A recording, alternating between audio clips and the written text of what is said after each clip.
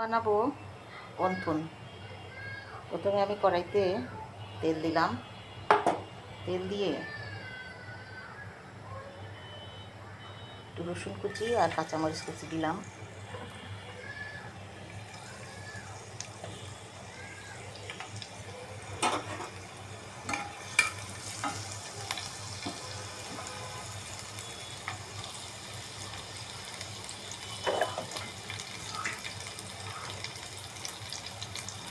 এরপর পেঁয়াজ কুচি দেবো,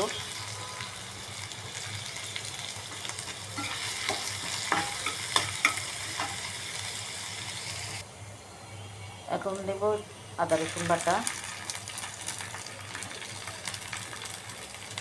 জিরা গুঁড়া আর লবণ।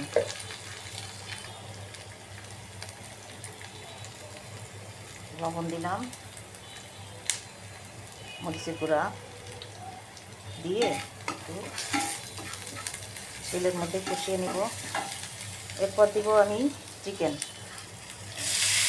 সিদ্ধ করে রেডি করে নিয়েছি।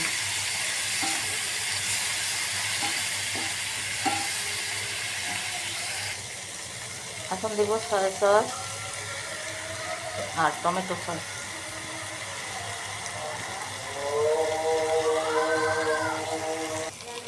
এই যে চিকেনের স্যুপ তৈরি হয়ে গেল। এখন আমি ডো বানাবো। এখন আমি অন্থনের জন্য 2 কাপ ময়দা নিয়েছি। এর ভিতর দিব আমি লবণ আর বেকিং পাউডার দিয়ে একটু ভালো করে মেখে নিব। তারপরে নিব তেল, তেল দিয়ে ভালো করে মেশাবো।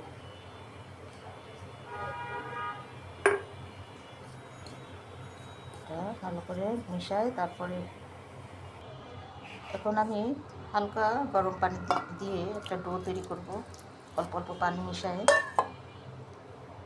এখন এই যে এরকম নরম একটা ডো তৈরি করলাম।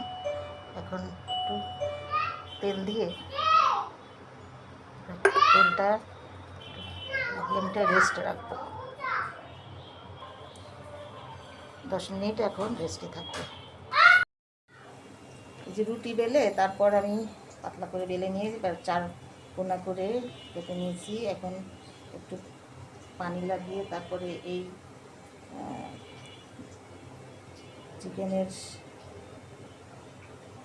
চিকেনটাকে দিয়ে এভাবে লাগাতে হবে, পানি মেশাতে হবে যাতে ফুলে না যায়। তারপর এটাকে আবার উল্টে নিয়ে সাথে এভাবে আমি সবগুলো বানিয়ে নিচ্ছি।